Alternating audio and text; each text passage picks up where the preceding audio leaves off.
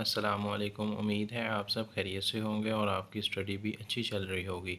आज हम अपने जनरल साइंस के लेक्चर नंबर 1 का आगाज़ कर रहे हैं, जिसमें आपको जनरल साइंस के मतलब जो भी पीपीएससी ने आज तक या इससे पहले कोई क्वेश्चंस पूछे हैं तो उनको मैं बताने जा रहा हूँ आपको। वो क्वेश्चंस वैसे तो पीपीएससी ने जनरल साइंस के अलग तो किसी सब्जेक्ट्स में से नहीं पूछे, लेकिन उसने जो डिफरेंट पेपर्स में से क्वेश्चंस पूछे हैं उन उन पेपर्स में से क्वेश्चंस को निकाल के ढूंढ के यहाँ मैं आपको आपके सामने पुट कर रहा हूँ, ताकि आपको इसमें से किसी किस्म के जनरल साइंस के क्वेश्चन में कोई प्रॉब्लम ना हो, ताकि आप बआसानी से याद कर सकें। तो सबसे पहला जो हम क्वेश्चन देख रहे हैं वो पीपीएससी ने पूछा है कि वर्ल्ड पोलियो डे कब है? तो 24 अक्टूबर को वर्ल्ड पोलियो डे होता है। सेकंड पे वो पूछ रहा है कि लार्जेस्ट कंट्री बाय पॉपुलेशन, तो चाइना है। Largest country by population in the world China है। और याद रखिएगा कि ये पॉपुलेशन के हिसाब से चाइना है, अगर कोई एरिया वाइज पूछे तो वो रशिया है। और थर्ड वन पे है ड्रग्स आर एक्सर्टेड किडनी, कि जो मंशियात होती हैं वो हमारी गुर्दों को इफ़ेक्ट ज़्यादा करती हैं। उसके बाद है laughing gas is also called nitrous oxide. Laughing gas is also called nitrous oxide. उसके बाद है जी smallest planet in solar system, तो मरकरी है। सबसे जो छोटा सैयारा है सोलर सिस्टम में वो मरकरी है। उसके बाद largest planet in solar system तो जियोपिटर है।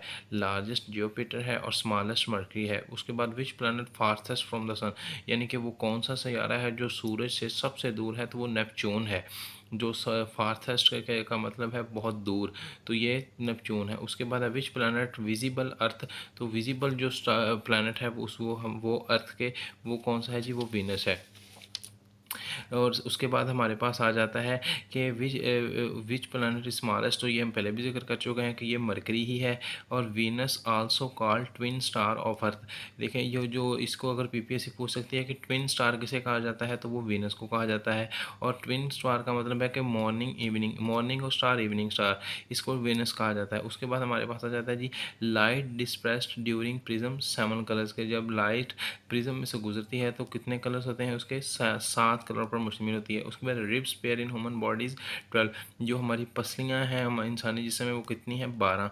विच country more volcanic activities to Indonesia, Indonesia वो कंट्री है जिसमें सबसे ज़्यादा वॉल्केनिक एक्टिविटीज़ होती हैं। North to south distance measure by latitude, जो नॉर्थ और साउथ का जो फासला है वो कहाँ से किससे मापा जाता है, उसकी पैमाइश किधर से की जाती है, तो उसको लैटीट्यूड कहा जाता है। ये मैंने डायाग्राम साथ इसलिए बनाई है कि ये जो लंबी लाइनें खड़ी हैं इनको लॉन्गिट्यूड कहते हैं, और ये जो लेटी हुई लाइनें हैं सीधी इनको लैटीट्यूड कहते हैं। उसके बाद हमारे पास क्वेश्चन आ जाता है कि टोटल नंबर ऑफ लैटीट्यूड, तो 180 है। टोटल नंबर ऑफ लैटीट्यूड 180 है और टोटल नंबर ऑफ लॉन्गिट्यूड ये भी 180 है। तो 180 और 180 ये 360 बन गए। उसके बाद हमारे पास आ जाता है जी average blood in human body to 5 litre. इंसानी जिस्म में जो अमूमन खून होता है वो 5 लीटर तक होता है। उसके बाद हमारे पास आ जाता है जी question life span of red blood cells in human body, तो 120 डेज़ है। कि इंसानी जिस्म में जो रेड ब्लड सेल्स हैं उनकी जो कितनी उम्र होती है या कितनी ज़िंदगी होती है, तो वो कम अज़ कम या ज़्यादा से ज़्यादा 120 दिन होती है।